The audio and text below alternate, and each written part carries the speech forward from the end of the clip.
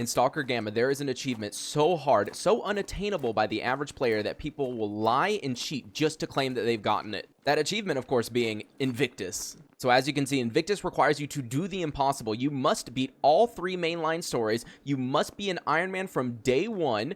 And you must play on the hardest gameplay progression difficulties without changing any settings. So let's start with the first thing you need to do. You must complete all 3 main storylines, which is Living Legend, which has you raiding the CMPP at the very end. Mortal Sin, where you fight your way to the generators in order to confront Chernobog and other Sin members.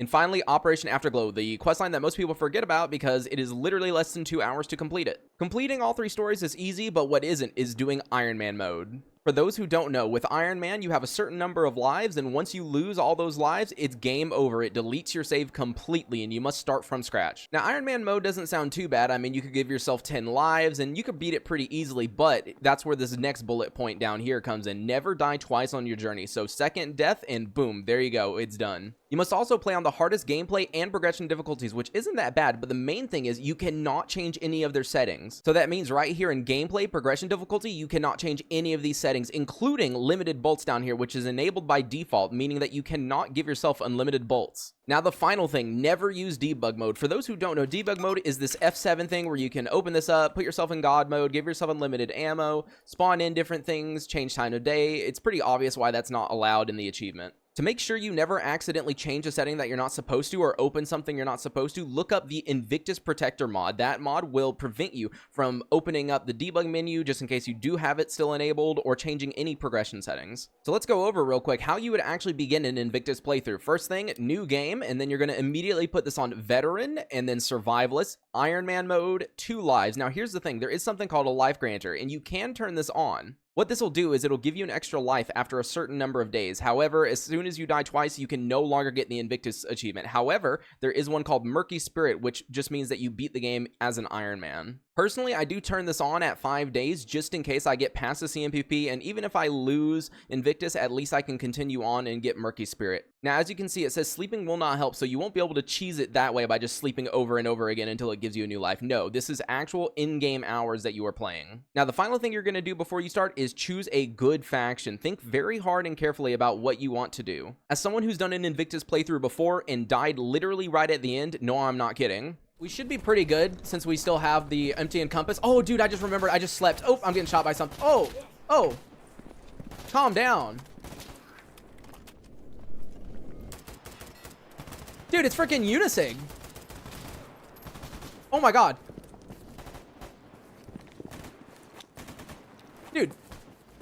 Oh, dude, I'm dead. I'm dead. No way, dude. I still have 1 life left, but there goes freaking Invictus. No, dude, why is there Unisig right there? Dude, there's freaking Unisig right there. I can tell you firsthand that you will be doing a lot of artifact farming. Artifacts after artifacts after artifacts. And things have changed in the new update too, so we'll have to go over that. Now, to those thinking, oh, well, I'll just play an ecologist. After all, they're friends with the majority of people. I'm just going to give you a fair warning that it is going to be very hard to progress and to get new weapons since you're going to be completely relying on stashes to get upgrades. As an ecologist, you can't really kill anyone unless you want to disguise yourself and betray them. But for now, let's go ahead and choose a loner and let's talk about weapons for a second. Personally, I always choose a gun that can use 45 because 45 Hydroshock is one of the best rounds in the game, and so I will always choose this. If your faction allows you to spawn with an MP5, do that, please, because what you can do is you can bring it to Nimble and Zatan and turn it in for a MP5 Frazier, and that is one of the best mutant killing guns in the game. Now, armor is up to personal preference. You might, for example, think I'd rather go with a bunch of meds and the weaker armor because honestly, in the early game, you're going to die really quickly no matter what, whether a boar hits you or a bandit walks around the corner with a double-barreled shotgun, you're probably going to end up dead regardless. It's up to you. For now, I'm just going to choose the stronger of the armors and a gas mask. With my remaining 350 points, I will grab as many medicines as I can, try to get a nice spread of everything, which unfortunately I can't do. So I guess I'll grab 1 Yadalin, 1 ibuprofen,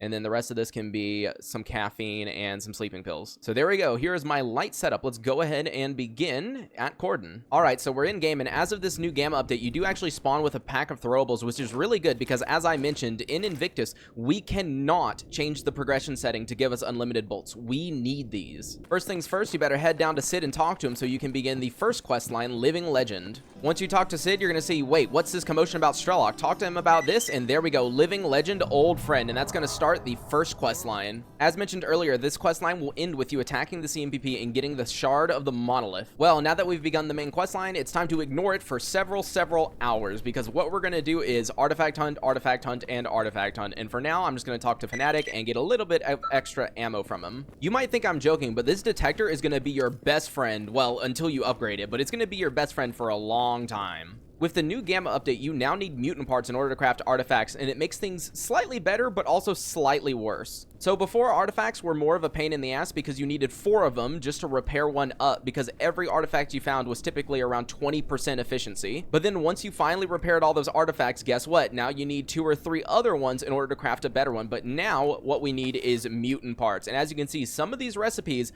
are a little bit much, you know, pseudo giant hand, pseudo giant eye. But the first thing you're going to want to craft before anything is the knot right here, which requires a fireball, a flame, a chimera heart, 4 of them, and 4 controller hands. So yes, it is a lot. And the fireball needs lobster eyes and pseudo giant eye and crystal. And then the flame needs chimera horn, chimera claw, an eye, and a pin. So yes, you are going to be farming artifacts day in and day out. Now the reason the knot is so important is once you craft it and equip it, you will be given the Lucifer. In other words, you are signing a pact with the devil. So as you can see here, the knot is in my inventory. It says deal with the devil. Moving the artifact to the belt slot will sign a pact with the zone. So let's go ahead and equip it.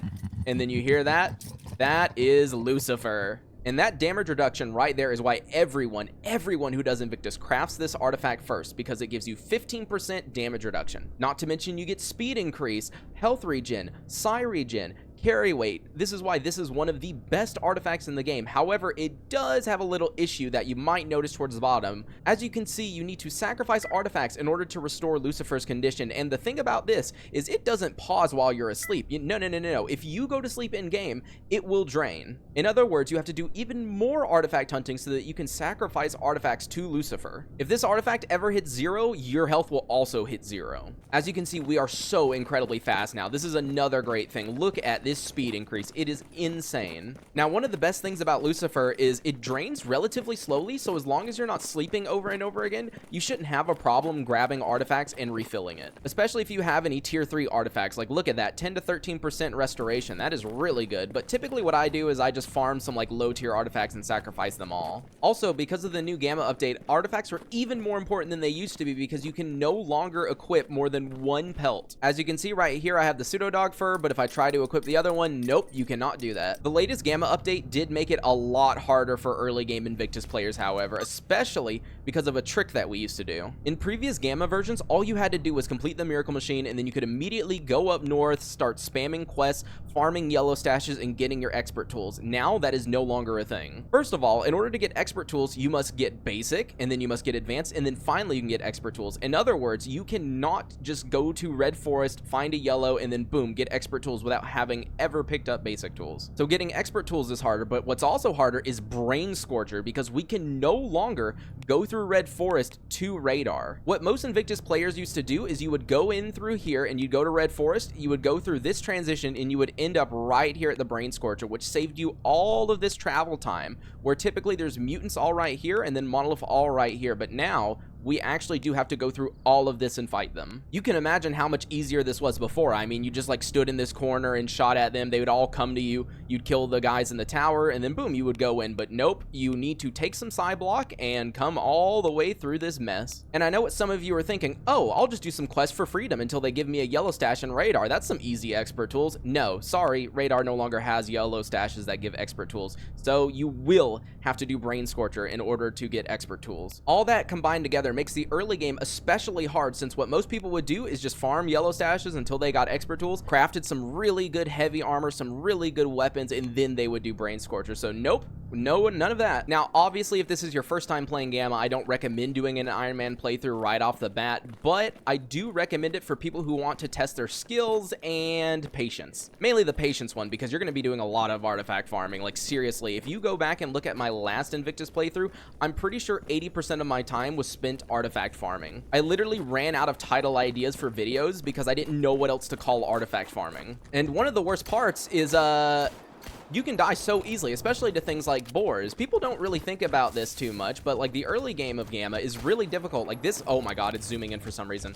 This boar could easily just send me back to the main menu. One thing you're gonna have to learn really quickly while doing Invictus is you need to know when to fight and when to run. Not everything is worth fighting, especially if it's super risky. So for example, if I were to spawn in and Sid were to immediately give me a quest to go to the vehicle station and kill bandits, I probably wouldn't accept it, mainly because there's so many bandits there and they have some insane aim from time to time. Keep in mind, in Gamma, even with the best armor, the best weapons, you can die to almost anything. In the clip that I showed earlier during my last Iron Man playthrough, I had a full empty, a compass, a knot, an empty equipped, and I was wearing Monolith Nosarog, and yet a Unisig with a Galil managed to laser me in the head, and I was done for. Another recommendation I have is to practice the Miracle Machine and Brain Scorcher, because those two places are where you might die the most early game. Now, luckily, the enemy spawn points at both Miracle Machine and Brain Scorcher are pretty easy to learn, so once you get that down, you should know when and where to expect enemies. But if I'm being honest, if you die before the Miracle Machine and the Brain Scorcher, I would just start over from the beginning. Most people say that if you die once before the CMPP, then you should just go ahead and start a new playthrough, mainly because the CMPP is where you are most likely to lose one of your lives. Now, the reason I'm making this video is because I do plan on doing a new Invictus attempt where I will be spinning the wheel to determine what faction I play, and whenever I die, I just start a new faction over and over again. But I'll be making it even harder on myself because for the early game, I will only have one life, so the second I die, it is time to start over. Now, thank you guys so much for watching. If you'd like to see me do my first Invictus attempt, the playlist will be linked in the video description and in the pinned comment. But besides that, thank you guys so much for watching, and I'll see you for my next Invictus attempt. Bye!